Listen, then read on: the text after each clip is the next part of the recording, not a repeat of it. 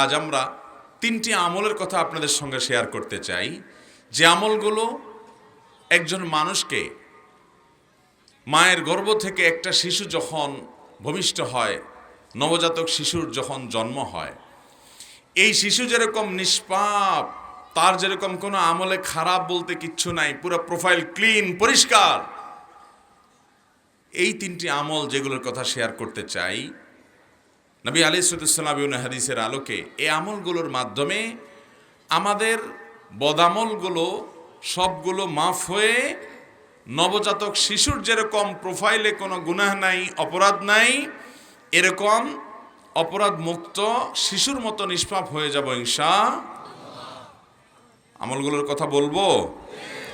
আল্লাহর কাছে একজন ঈমানদারের দুনিয়াতে সবচেয়ে বড় চাওয়া হলো সুখে শান্তিতে দুনিয়ার জীবনটা পার করতে পারা, আর আখিরাতে আল্লাহর কাছে সবচেয়ে বড় চাওয়া হলো আল্লাহ তাআলা যেন আমাদের গুনাহগুলো মাফ করে আমাদেরকে পরিচ্ছন্ন করে দেন, মুক্ত করে দেন, আমরা যেন আখিরাতে নাজাত পেয়ে যাই, আল্লাহ যেন আমাদের মাফ করে জান্নাত দিয়ে দেন। এটা হলো আখিরাতে একজন ঈমানদারের সবচেয়ে বড় চাওয়া।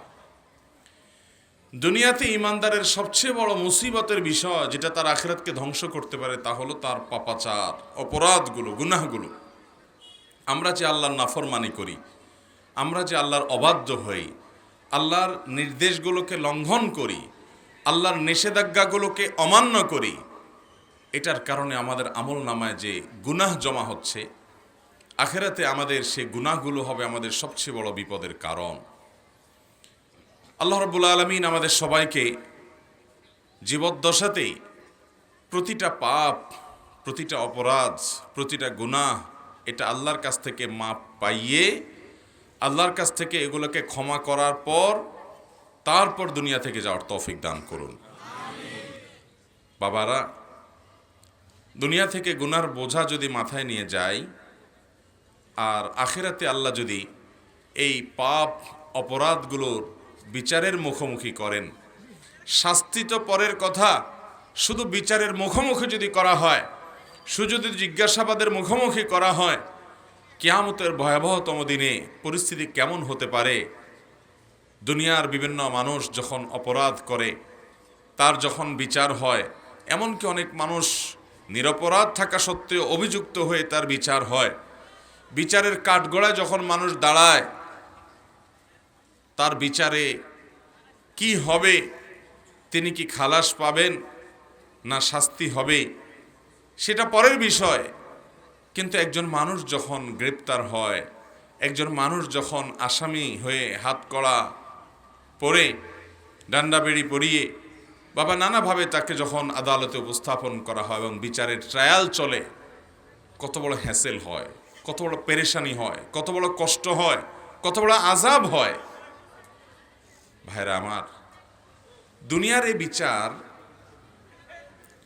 এই বিচারে আমাদেরকে সহযোগিতা করার জন্য আইনজীবী থাকে, উকিল থাকে, আত্মীয় স্বজন থাকে, টাকা পয়সা থাকে, বিচারককে ম্যানেজ করার লোক থাকে, দলিল আদিল্লা পেশ করার ব্যাপার স্যাপার থাকে, বিচারের চোখে ফাঁকি দেওয়ার কোনো রাস্তা থাকে, আরও কত উপায় থাকে।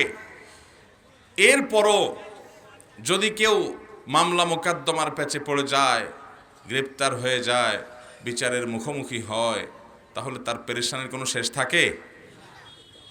বাবারা, কিয়ামতের ময়দানে যখন আমরা আসামি হয়ে উঠব, তখন আল্লাহ রাব্বুল আলামিনের সামনে ওই আদালতে কেউ ওকালতি করার সাহস পাবে? কোনো ওকালতি চলবে না ভাই। উকিলরাই এনএফসি করতে শেষ হয়ে যাবে। দুনিয়ার উকিলরা যে টাকা খায়া মামলার মোড় ঘুরাই দিছি, মিথ্যা সাক্ষী দাঁড় করাইছি, এটা করছি সেটা করছি, বিচারক ম্যানেজ করছি, অন্যায় করছি, অপরাধ করছি, হাজার গুনাহ। আল্লাহর কাছে কোনো উকিলের ওকালতি চলবে না ভাই, কোনো উকিলের ওকালতি চলবে না। আত্মীয় স্বজনও কেউ আপনার পাশে দাঁড়াবার মতো থাকবে না। সেই বিচারের সময় আপনি কোনোভাবে বিচারকে প্রভাবিত করার, মামু খালু দিয়ে, হাই হ্যালো দিয়ে, কোনোভাবে টাকা পয়সা দিয়ে আপনি আল্লাহ রাব্বুল আলামিনকে কোনোভাবে ইনসাফ থেকে এক চুল পরিমাণ সরাতে পারবেন। ওমা রব্বুকা বিযাল্লামিল লিল আবিদ, আপনার রব আমার রব তিনি বান্দার প্রতি কোনো জুলুম করবেন না। ভাইয়েরা বাবারা, সবাইকে যার যার প্রাপ্য বুঝিয়ে দিবেন, প্রত্যেকটা মানুষকে। সেই ভয়াবহতম দিনে বিচারের যখন মুখোমুখি হবে, বিচারের অপেক্ষায় যে কষ্ট থাকবে, বিচারের অপেক্ষায় যে যন্ত্রণা থাকবে, সূর্য মাথার একেবারে কাছাকাছি থাকবে, বিচার কার্য এখনো শুরু হচ্ছে না কেন, সেজন্য অস্থির হবে মানুষ, হাহাকার করবে, নবীদের কাছে কাছে যাবে, আমাদের প্রিয় নবী সাল্লাল্লাহু আলাইহি ওয়াসাল্লামের কাছে যাবে, তিনি সিজদায় পড়ে যাবেন, আল্লাহর কাছে সুপারিশ করবেন বিচার করার, আল্লাহ বিচার শুরু করবেন। এটা হলো বিচারের শুরু। এরপরে বিচারের শেষ কি, তার বিবরণ গোটা কোরআন জুড়ে আছে, গোটা হাদিস জুড়ে আছে। আখিরাতের কাঠগড়ার আসামি যদি আমরা কেউ হয়ে যাই, তাহলে আর রক্ষা নেই ভাইরা। যে শাস্তি, যে কষ্ট, যে যন্ত্রণা, যে আযাব, আল্লাহ রাব্বুল আলামিন সে আযাব থেকে আমাদের সবাইকে মুক্তি নসিব করুন। এই জন্য ভাইরা, দুনিয়ার জিন্দেগিতে তওবা ইস্তেগফার করে আল্লাহর কাছ থেকে নিজের পাপ গুনাহগুলোকে মাফ করিয়ে নিয়ে তারপরে দুনিয়া থেকে যাওয়ার চেষ্টা করতে হবে। এই জন্য ইমানদার পাপ হতে পারে, কিন্তু তওবা করতে দেরি করবে না, কারণ সে জানে গুনাহকে আমল নামা থেকে, নিজের হিসাবের খাতা থেকে পাপকে মুছে দেওয়ার জন্য যে রিমুভার আছে, সেটা হলো একমাত্র তওবা এবং ইস্তেগফার। তওবা এবং ইস্তেগফারের মাধ্যমে কাবিরা গুনাহগুলোকে আমাদের আমলনা থেকে আমরা মুছিয়ে দিতে পারি, আল্লাহ যদি কবুল করেন। মোহতারাম হাজিরিন, এই জন্য আখিরাতে বিচারের মুখোমুখি হওয়া থেকে বাঁচতে হলে দুনিয়াতে গুনাহগুলোকে আল্লাহর কাছ থেকে মাফ করিয়ে নিয়ে তারপরে যেতে হবে ইনশাআল্লাহ। গুনাহগুলো মাফ করে যাওয়ার চেষ্টা করব তো ইনশাআল্লাহ। এই জন্য বাবারা, ভাইয়েরা, নবী করিম সাল্লাল্লাহু আলাইহি সাল্লাম কত আমল আমাদেরকে শিখিয়েছেন, কত আমল। তিনি আমাদের প্রতি রউফ ছিলেন, তিনি আমাদের প্রতি অনেক দয়ালু মায়ালু ছিলেন। আমাদের প্রিয় নবী সাল্লাল্লাহু আলাইহি সাল্লাম আল্লাহর কাছ থেকে প্রাপ্ত ওহীর ভিত্তিতে তিনি আমাদেরকে প্রতিনিয়ত পথ নির্দেশ করে গেছেন, কিভাবে গুনাহগুলো সব মাফ করায় তারপরে যেতে পারবো, যে আল্লাহর কাঠগড়ার আসামি হতে হবে না, বা সেখানে খুব বেশি হ্যাচেল পোহাতে হবে না। এই জন্য বহু আমল শিখাই দিয়ে গেছেন। সকালে সাইয়্যিদুল ইস্তেগফার করবেন, সন্ধ্যা সাইয়্যিদুল ইস্তেগফার পড়বেন, দিনের ভিতরে বহুবার ইস্তেগফার পড়তে থাকবেন, অনবরত আল্লাহর কাছে মাপ চাইতে থাকবেন। অমুক আমল করলে আল্লাহ গুনাহ মাফ করে দিবে, তমুক আমল করলে আল্লাহ তাআলা গুনাহ সাফ করে দিবে, অমুক আমল করলে সমুদ্রে ফেনা পরিমাণ গুনাহ থাকলে আল্লাহ মাফ করে দিবে। এরকম নানাবিধ দোয়া, নানাবিধ আমল, নানাবিধ বিষয় নবী সাল্লাল্লাহু আলাইহি ওয়াসাল্লাম শিক্ষা দিয়েছেন, উদ্দেশ্য যাতে তার উম্মতরা কেউ আখিরাতের ভয়াবহতম দিনে আল্লাহর কাঠগড়ায় আসামি হয়ে অস্থির হয়ে সেদিন যেন কাজ হবে না, সেই রকম ভয়াবহ পরিস্থিতির মুখোমুখি যেন না হয়। আমরা সেরকম পরিস্থিতি থেকে বাঁচার জন্য চেষ্টা করব ইনশাআল্লাহ। মোহতারাম হাজিরিন, সেজন্য আজ আমরা 3টি আমলের কথা আপনাদের সঙ্গে শেয়ার করতে চাই, যে আমলগুলো একজন মানুষকে, মায়ের গর্ভ থেকে একটা শিশু যখন ভূমিষ্ঠ হয়, নবজাতক শিশুর যখন জন্ম হয়, এই শিশু যেরকম নিষ্পাপ, তার যেরকম কোনো আমলে খারাপ বলতে কিচ্ছু নাই, পুরো প্রোফাইল ক্লিন, পরিষ্কার। এই 3টি আমল যেগুলোর কথা শেয়ার করতে চাই, নবী আলাইহিস সালাম এবং হাদিসের আলোকে এই আমলগুলোর মাধ্যমে আমাদের বদামলগুলো সবগুলো মাফ হয়ে নবজাতক শিশুর যেরকম প্রোফাইলে কোনো গুনাহ নাই, অপরাধ নাই, এরকম অপরাধ মুক্ত শিশুর মতো নিষ্পাপ হয়ে যাব ইনশাআল্লাহ। আমলগুলোর কথা বলবো মোহতারাম হাজিরিন। শিশুর মতো নিষ্পাপ হওয়ার মতো আমলগুলোর ভিতরে সর্বপ্রথম আমল, যে আমলের মাধ্যমে আপনি নবজাতক শিশুর মতো নিষ্পাপ হতে পারবেন, সে আমলটি হলো বিশেষ যে শর্ত শারায়াত আল্লাহ তাআলা হজের ব্যাপারে দিয়েছেন, সে সকল শর্তগুলোকে পূরণ করে আপনি যদি হজ করতে পারেন, তাহলে সহিহ মুসলিমের হাদিসের বর্ণনা অনুযায়ী আল্লাহ তাআলা এই ফজিলত আপনাকে দান করবেন। নবী আলাইহিস সালাম বলেছেন, মান হাজ্জা হাযাল বাইত ফালাম ইয়ারফুস ওয়ালাম ইয়াফসুক রাজাআ কায়াউমি ওয়ালাদাতহু উম্মুহ।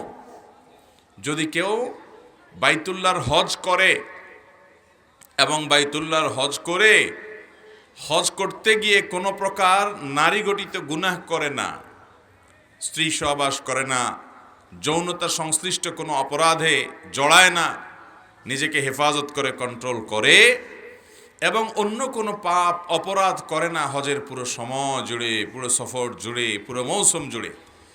হজের এই সময় হজ করতে গেছে, যৌনতা সংশ্লিষ্ট অপরাধ করে নাই, স্ত্রী সহবাস করে নাই, সেক্সুয়াল যে গুনাহ আছে সেগুলো থেকে বেঁচে থেকেছে, নিজেকে নিয়ন্ত্রণ করেছে এবং যেই কোনো অপরাধ এবং পাপাচার যেটা হজ করা অবস্থা বিশেষভাবে নিষিদ্ধ, অন্য সময় তো নিষিদ্ধ আছেই, হজের সময় বিশেষভাবে নিষিদ্ধ, এরকম কোনো গুনাহ থেকে সে নিজেকে বাঁচিয়ে রাখতে পেরেছে। এইভাবে যদি কেউ হজ করতে পারে তাহলে সেই হাজি সাহেব হজ করে যখন ফিরে আসবে তখন সে দুনিয়াতে, তার দেশে, তার মাটিতে যখন সে ফিরে আসবে মক্কা থেকে, তখন সে একটা নবজাতক শিশু মায়ের গর্ভ থেকে দুনিয়াতে যেরকম আসে ওইরকম নিষ্পাপ হয়ে সে বাড়িতে ফিরে যাবে। আল্লাহ রাব্বুল আলামিন সেরকম ফজিলতপূর্ণ একটা হজ আমাদের সবাইকে করার তৌফিক দান করুন। ভাইরা আমার, হজের জন্য আল্লাহর কাছে চোখের পানি ফেলে দোয়া করতে হয়, আল্লাহ তোমার ঘর না দেখায় আমাদের কাউকে নিও না, বারবার নিও আল্লাহ। দোয়া করবেন তো ইনশাআল্লাহ। এবং টাকা পয়সা জমাইতে শুরু করেন, অল্প অল্প করে। আপনার 10, 20, 50 টাকা করে জমানোর সুযোগ আছে তো ওইটাই জমান, আল্লাহ তাআলা একদিন তৌফিক দিবেন। বহু মানুষ আছে পয়সাওয়ালা কিন্তু হজের তৌফিক হয় নাই, অনেক মানুষ আছে পয়সা কম কিন্তু আল্লাহ হজের তৌফিক দিয়েছেন। এই জন্য তৌফিক চাইতে হবে এবং হজ করলেই হবে না, শুধু ওই যে হজের মধ্যে নিজের চোখের হেফাজত করতে হবে, জেনা থেকে বেঁচে থাকতে হবে, যৌনতা সংশ্লিষ্ট অপরাধ থেকে বেঁচে থাকতে হবে। বিশেষ করে হাদিস এবং আয়াতে যেটি বোঝানো হয়েছে যে যদি কেউ স্বামী স্ত্রী সহকারে যায় তাহলে নির্দিষ্ট যে সময়ে স্ত্রীর সাথে শারীরিক সম্পর্ক করা নিষিদ্ধ সেখান থেকে বেঁচে থাকতে হবে। এক কথায় রফাস থেকে বেঁচে থাকবে এবং যে কোনো গুনাহ থেকে বেঁচে থাকবে, ফুসুক এবং ফাসিকি কাজ থেকে বেঁচে থাকবে। এইভাবে যদি হজ করতে পারে কেউ তাহলে তার জন্য ফজিলত রয়েছে। আবার কোরআনে আল্লাহ তাআলা আরও একটা কথা বলেছেন, যে ব্যক্তি হজ করবে ফালা রফাসা ওয়ালা ফুসুকা ওয়ালা জিদালা ফিল হজ, সে হজে গিয়ে রফাস ফুসুক তো করবেই না, যৌনতা বিষয়ক গুনাহ তো করবেই না, অন্য গুনাহ করবে না, আর ঝগড়াঝাটি করবে না, এগুলো থেকে বেঁচে থাকতে হবে। তো এইরকম হজ করে আসা এটা খুব সহজ কাজ না। অনেক কাজী সাহেবরা আছেন যে প্রথমটা থেকে বাঁচতে পারলেও দ্বিতীয়টা থেকে বাঁচতে পারেন না, কারণ ওখানে গিয়ে বসে বসে টেলিভিশনে নাটক চায়, সিনেমা চায়, টকশন নামে নানান হারাম জিনিস চোখে পড়ে, বাস এই হাজি সাহেব এই ফজিলত পাবে না। অনেক হাজি সাহেব হজ করতে গিয়া ঝগড়া ঝাঁটি, তর্ক বিতর্ক, গন্ডগোল ফাসাদ, এটা সেটা পিছনে লেগে যায়, তারও এটা নসিব হওয়ার সম্ভাবনা কম। অতএব প্রথম আমল হলো এমন হজ যেই হজে রফাস নাই, ফুসুক নাই, যৌনতা বিষয়ক অপরাধ নাই, গুনাহ নাই, অন্য কোনো গুনাহ নাই, এরকম গুনাহ মুক্ত, রফাস মুক্ত, ফাসিকি মুক্ত হজ যদি কেউ করে ফিরে আসতে পারে, এই আমলের বিনিময়ে আল্লাহ তাআলা তাকে নিষ্পাপ শিশুর মতো করে দিবেন। তার গুনাহগুলো মাফ করে একেবারে মায়ের পেট থেকে যে শিশু ভূমিষ্ঠ হয়েছে তার মতো নিষ্পাপ আল্লাহ তাআলা করে দিবেন। অতএব আমরা এ হজ যেন আল্লাহ তাআলা আমাদেরকে করার তৌফিক দেয়, যারা করেছি বারবার যেন আল্লাহ তৌফিক দেন। এবং এইভাবে হজ্জে মাবরুর, যে হজ সম্পর্কে নবীজি সাল্লাল্লাহু আলাইহি সাল্লাম বলেছেন, আল হজ্জুল মাবরুর লাইসা লাহুল জাযা ইল্লাল জান্নাহ, মাবরুর হজের বিনিময় জান্নাত ছাড়া আর কিছু হতে পারে। আল্লাহ আমাদের সবাইকে সেরকম মাবরুর হজ করার তৌফিক দান করুন। নাম্বার 2, সহিহ মুসলিমের বর্ণনায় আমরা দ্বিতীয় আমলের কথা জানি, যে আমলের মাধ্যমে আল্লাহ রাব্বুল আলামিন আমাদেরকে একেবারে নবজাতক শিশুর মতো, সদ্য ভূমিষ্ঠ হওয়া শিশুর মতো নিষ্পাপ করে দিবেন। সে আমলটি সম্পর্কে নবী করিম সাল্লাল্লাহু আলাইহি সাল্লাম বলেছেন, মান তাওয়াদ্দাআ কামা আমারাল্লাহ, যে ব্যক্তি ওযু করবে সেভাবে যেমন ওযু করার নির্দেশ আল্লাহ করেছেন, যেভাবে আল্লাহ ওযু করতে নির্দেশ করেছেন সেইভাবে ওযু করবে, উল্টাপাল্টা নিয়মে না, মন মতো না, সুন্নাহর খেলাফ না, বরং আল্লাহর নির্দেশিত পদ্ধতি অনুযায়ী সঠিকভাবে যে ওযু করবে। ফাকামা ওয়া সাল্লা, এরপর দাঁড়াবে, দাঁড়িয়ে সালাত আদায় করবে, নামাজ পড়বে। ফাহামিদাল্লাহ ওয়া আথনা আলাইহি, এরপরে আল্লাহর প্রশংসা করেছে, আল্লাহর স্তুতি গুণগান করেছে, আল্লাহ অনেক নিয়ামত দিয়েছে সেগুলো স্বীকৃতি সে দিয়েছে। ওমাজ্জাদা বিল্লাযী হুয়া লাহু আহল, আর আল্লাহর মর্যাদা বর্ণনা করেছে যেমনটির উপযুক্ত আল্লাহর শানের স্বীকৃতি সে দিয়েছে। ওয়াফাররাগা লাহু কলবাহ, এবং এরপর তার অন্তরটাকে মুক্ত করেছে শুধু আল্লাহকে অন্তরে স্থান দিয়ে, দুনিয়ার মোহ, লোভ, লালসা, পাপের প্রতি আকর্ষণ, এগুলো থেকে অন্তরকে পরিচ্ছন্ন করে আল্লাহ রাব্বুল আলামিনকে অন্তরে স্থান দিয়েছে, অর্থাৎ আল্লাহর স্মরণকে অন্তরে স্থান দিয়েছে, আল্লাহর আনুগত্যকে অন্তরে বসিয়ে নিয়েছে। সালাতের পর আল্লাহর প্রশংসা করে এইভাবে যদি কেউ আল্লাহ রাব্বুল আলামিনের কাছে সারেন্ডার করে, অন্তরে আল্লাহকে স্মরণ করে, কারণ আকিমিস সালাতা লিযিকরি, আল্লাহ বলেছেন সালাত কায়েম করো আমার জিকিরের জন্য, এভাবে যদি কেউ করে তাহলে অজুটা করবে যথাযথভাবে যেমন আল্লাহ নির্দেশ করেছেন, এরপরে দাঁড়িয়ে সালাত আদায় করবে সুন্দরভাবে, তারপর আল্লাহর প্রশংসা, গুণকীর্তন, আল্লাহর মর্যাদার বর্ণনা, এরপর নিজের অন্তরটাকে আল্লাহর জন্য খালি করে আল্লাহর স্মরণ অন্তরে এনে যে ব্যক্তি মাশগুল হবে জিকিরে, নবী করিম সাল্লাল্লাহু আলাইহি সাল্লাম বলেছেন সহিহ মুসলিমের বর্ণনা অনুযায়ী, এই ব্যক্তির এই কাজ করার পর তাকে আল্লাহ রাব্বুল আলামিন সদ্য ভূমিষ্ঠ হওয়া শিশুর মতো নিষ্পাপ করে দিবেন। আমলটা করার চেষ্টা করব তো ইনশাআল্লাহ। আমাদের তো আজকাল ওযুরও ঠিক ঠিকানা নাই, নামাজেরও ঠিক ঠিকানা নাই।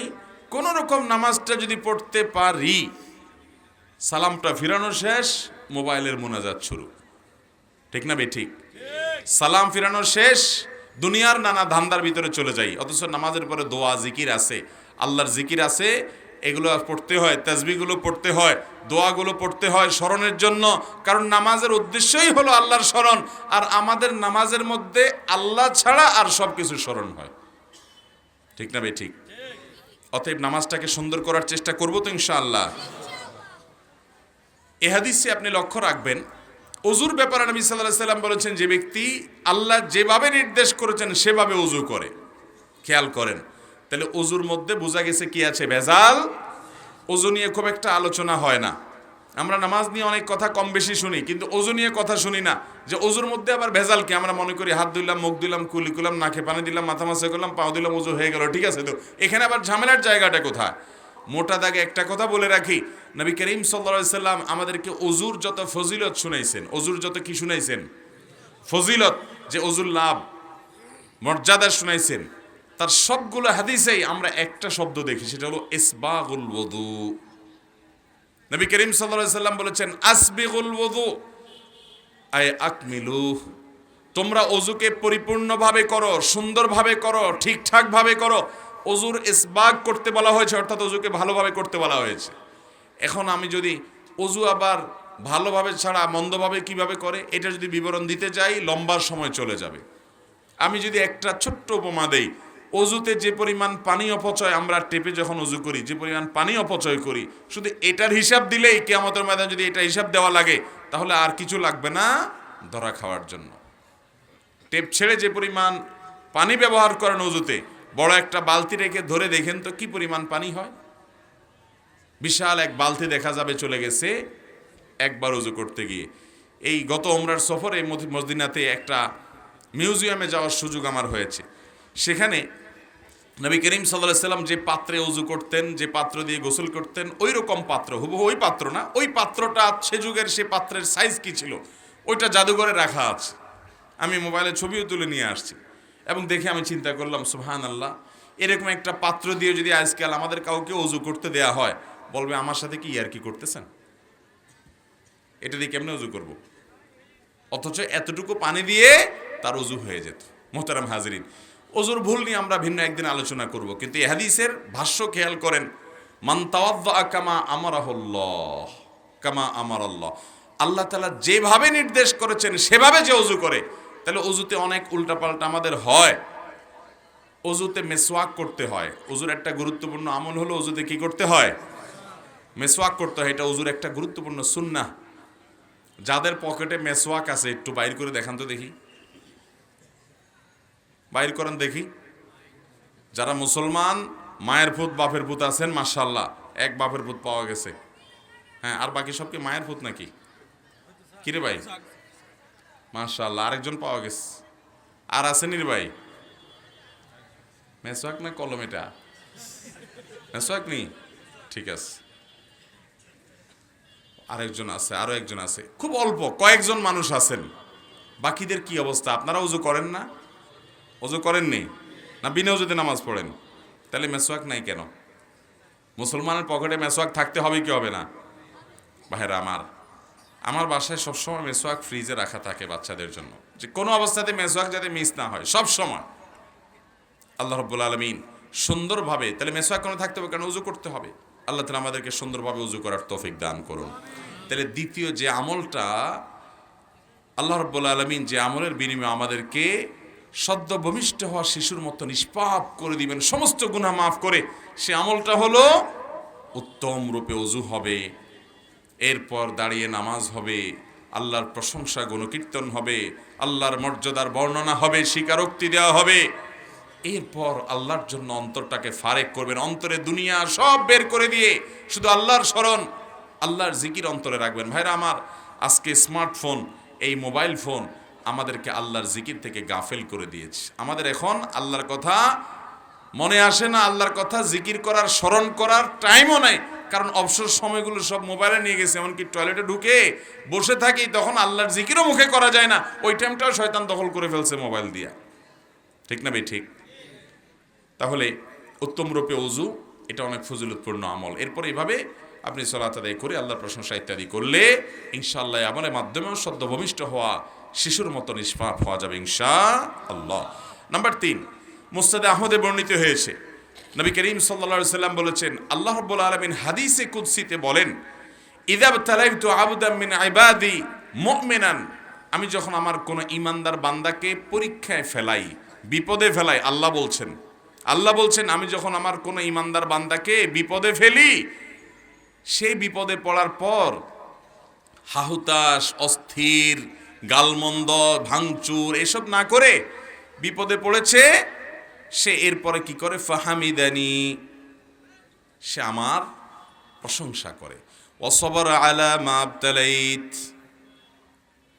এবং তাকে যে পরীক্ষার মধ্যে ফেলেছি, তাকে যে কষ্ট দিয়েছি, তাকে যে পরীক্ষা নিচ্ছি আমি কষ্ট দিয়ে, এই জন্য সে সবর করে হাহুতাশ তো করেই না, বরং উল্টা আল্লাহর প্রশংসা করে, যে আল্লাহ সুখে রাখলে যেরকম আমি খুশি, আপনার শুকর আদায় করলাম, আপনি আমাকে দুঃখে ফেলেছেন, এখনো আমি আপনার শুকর আদায় করি, আলহামদুলিল্লাহ বললাম। এইরকম যদি কোনো ইমানদার, স্ট্রং মজবুত ইমানওয়ালা, হিম্মতওয়ালা ইমানদার যদি করতে পারে, বলতে পারে, ফাইন্নাহু ইয়াকুমু মিন মাদজাহি যালিক, এইরকম অবস্থান যদি কেউ নিতে পারে, যে বিপদে সে ভেঙে পড়ে না, বরং আল্লাহর উপরে সন্তুষ্ট থাকে, যে আমার আল্লাহ যে হালে রেখেছেন আমি সে হালের উপরে খুশি, আলহামদুলিল্লাহ বলে মেনে নেয়, এই কাজটা করতে পারলে, এই লোকটা যখন উঠে, তখন আল্লাহ রাব্বুল আলামিন তার এই সবরের বিনিময়ে তাকে সদ্য ভূমিষ্ঠ হওয়া শিশুর মতো নিষ্পাপ করে দেন। বিপদ আপদ আমাদের জীবনে আসে নাকি আসে না? সবার জীবনে কম বেশি, কিন্তু কয়জন আছেন বলেন তো, একটা বিপদ আসার পরে হাসি মুখে আল্লাহ শুকর আদায় করছেন? কাজটা কিন্তু খুব সহজ কাজ না, কাজটা অনেক। এই ওয়াজ আপনাকে করতে দিলে আপনি হয়তো আমার চেয়ে তারা ভালোও পারেন বা কিছু বলতে পারবেন, কিন্তু যখন বিপদে আমরা পড়ে যাব তখন আমল করতে পারলাম কিনা, সেটাই হলো বড় প্রশ্নের বিষয়। আল্লাহ আমাদের সবাইকে সেরকম সবরকারী হওয়ার তৌফিক দান করুন। নামাজি মুসলমান পাবেন, রোজাদার মুসলমান পাবেন, দাড়িয়ালা মুসলমান পাবেন, কিন্তু সবরকারী মুসলমান খুব বেশি পাবেন না। হুলস্থুল, বিশেষ করে বিপদ আপদে ভেঙে পড়ে অনেকে তো আল্লাহর প্রতি নিরাশ হয়ে আল্লাহর প্রতি এমন কথা বলে যে কুফরি কালাম হয়ে যায়, ইমান থেকে খারিজ হয়ে যায়। মনে রাখবেন, আপনার যে কোনো বিপদ, যে কোনো আপনার জীবনের কষ্ট, এই সবগুলো আল্লাহ তাআলা দেখছেন কি দেখছেন না? আল্লাহর নিয়ন্ত্রণের বাইরে কি কিছু আছে? আল্লাহর নিয়ন্ত্রণের বাইরে কিছু আছে? কিচ্ছু নেই। অতএব আল্লাহ রাব্বুল আলামিনের কাছে নিজেকে সারেন্ডার করতে হবে, সঁপে দিতে হবে, সমর্পণ করতে হবে, তার সামনে নিজেকে উপস্থাপন করতে হবে। বিপদে আবার হাসবেন কিভাবে? আচ্ছা, বিপদে আবার আল্লাহর প্রশংসা করবেন কিভাবে? ধরুন আল্লাহ তাআলা আপনাকে একটা বিপদে ফেলেছেন কি? আপনি কোথাও যাচ্ছেন, রোড অ্যাক্সিডেন্টে আপনার একটা ছেলে দুনিয়া থেকেই চলে গেল। আপনারা কয়েকজন ছিলেন পরিবারের সদস্য, অন্য সবাই বেঁচে আছে, একজন দুনিয়া থেকে চলে গেছেন। বাকি যারা এক দুজন আছেন তাদের কেউ হাত ভাঙছে, কারোর পা ভাঙছে, কেউ হয়তো পুরো ভালো আছে, কিছু হয় নাই। এখন কথা হলো যে বিপদ হলে আবার আল্লাহর প্রশংসা কিভাবে করব? আমার ছেলে মারা গেছে, আমি বলবো আল্লাহ আপনার শুকর, এটা কেমনে সম্ভব? এটার উত্তর হলো, আপনি দেখবেন আল্লাহ রাব্বুল আলামিন আপনাকে যে বিপদে ফেলেছেন, এই বিপদটা এর চাইতে আরো অনেক বড় হতে পারত। আপনার সবগুলা ছেলে শেষ হয়ে যেতে পারত, আপনার আরেকটা ছেলে মারা যেতে পারত, আপনি নিজে মারা যেত, আপনার পরিবার বিপদে পড়তে পারত, হতে পারত কি পারত না?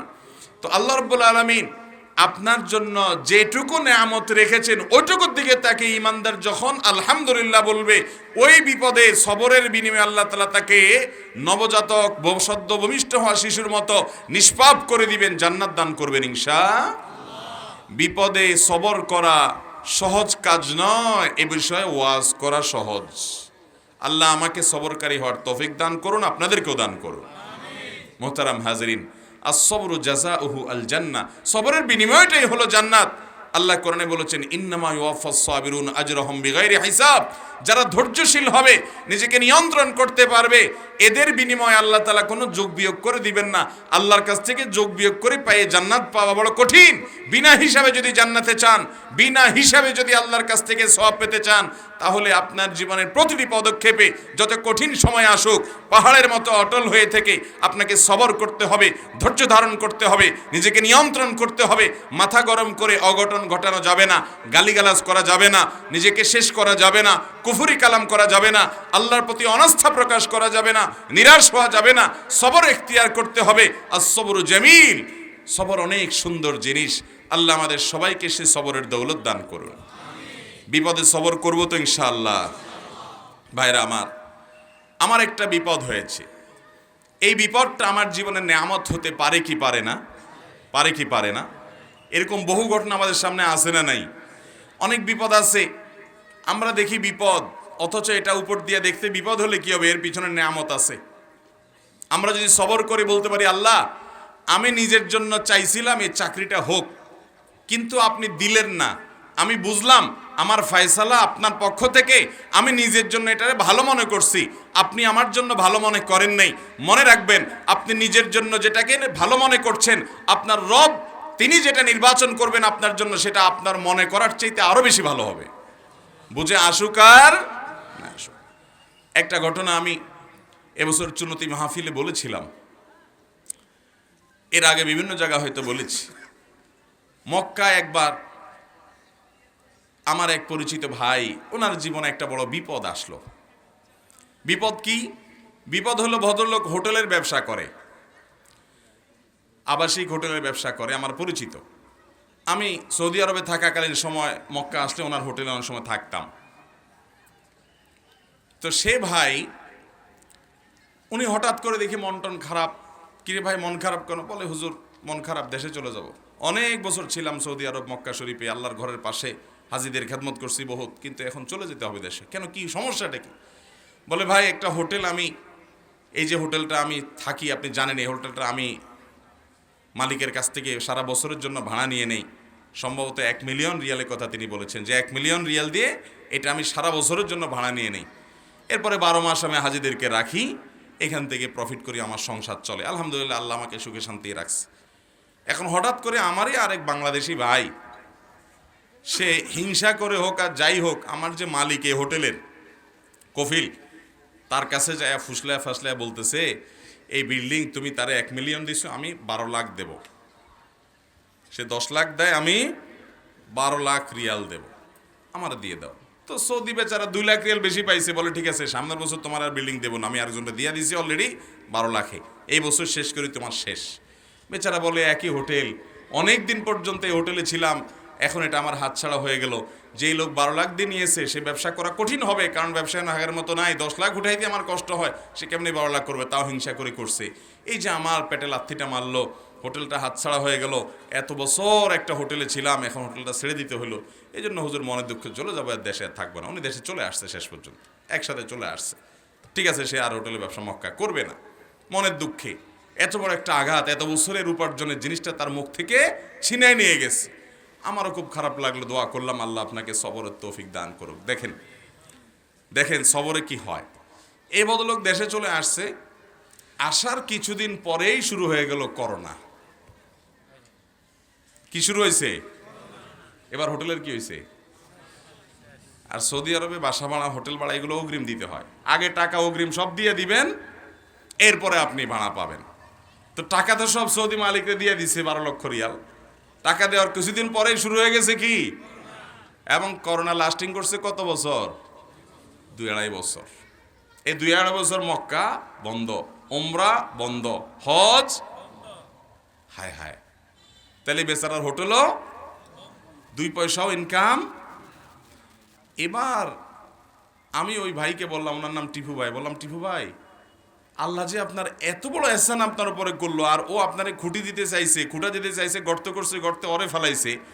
আপনি যদি 12 লাখ টাকা দিয়ে ভাড়া, 12 লাখ রিয়াল দিয়ে যদি ভাড়া নিতেন হোটেলটা, তো 12 লাখ রিয়াল তো পুরোটাই জলে চলে গেছে। আল্লাহ তাআলা আপনি গর্তে পড়তে নিছেন, 2 মাস পরে 1 মাস পরে করোনা আসবে, আল্লাহ ধাক্কা দিয়ে আপনারা বাংলাদেশ পাঠায় 1 মিলিয়ন রিয়াল বাঁচাই দিছে। ভদ্রলোক চোখের পানি ফেলে দিলেন। ওই যে ভাই ব্যক্তিগতভাবে আপনি চিনেন টিপু ভাই রে? ও ভাই চিনে বলে, মাশাআল্লাহ, সাক্ষীও আছে। আমার জুমা মসজিদে একবার এই ঘটনা বলার পর অদ্ভুত ব্যাপার, ওনার সাথে, উনি আমার মসজিদে কোনোদিন আসে নাই। ওই দিন জুমার সময় আমি ঘটনা বলছি, ঘটনার পরে আয়সা দেখে আমার সামনে খাড়া নামাজের পরে, বলে আমি উপরে দোতলা বসে বসে শুনছি আপনি আমার গল্প বলছেন। ভাইরা আমার, এরকম এক ভাইয়ের কথা বলেছি, এরকম শত শত হাজার হাজার মানুষ আমরা আমাদের মধ্যেও আছি, আমরা নিজেরা ফিল করি না। আল্লাহ যদি কোনো বিপদ দেয়, আমি দেখতেছি আমার ক্ষতি, এই ক্ষতির পেছনে আমার কোনো কল্যাণ থাকতে পারে কি পারে না? দুনিয়াতে যদি কোনো কল্যাণ নাও থাকে, আর বিনিময় যদি আল্লাহ কিয়ামত দিন ডাইকা বলে, বান্দা তোরে এতগুলা বিপদ দিছিলাম, তুই অধৈর্য হস নাই, সবর করছস, বিনিময় আজ যা তোরে জান্নাতটা দিয়ে দিলাম। লস প্রজেক্ট না লাভের প্রজেক্ট? ইমানদারের লস হবে। অতএব সবর করবো তো ইনশাআল্লাহ। গালিগালাজ করবেন রাগ হলে, বিপদ হলে গালিগালাজ করবেন, আসার ফিসার করবেন, আল্লাহর প্রতি অধৈর্য হবেন, সবর করবেন তো ইনশাআল্লাহ। বিপদ হয়েছে বোর গোষ্ঠী উদ্ধার করবেন, গায়ে হাত তুলবেন, সবর করবেন তো ইনশাআল্লাহ। সবর করলে ভাই আল্লাহ রাব্বুল আলামিন অফুরন্ত সওয়াব দিবেন বিনা হিসাবে। আল্লাহর কাছ থেকে সওয়াব আর জান্নাত পেতে চাইলে সবরের কোনো বিকল্প, সবরে মেওয়া ফলে মুখে বললে হবে না, আমলও করতে হবে।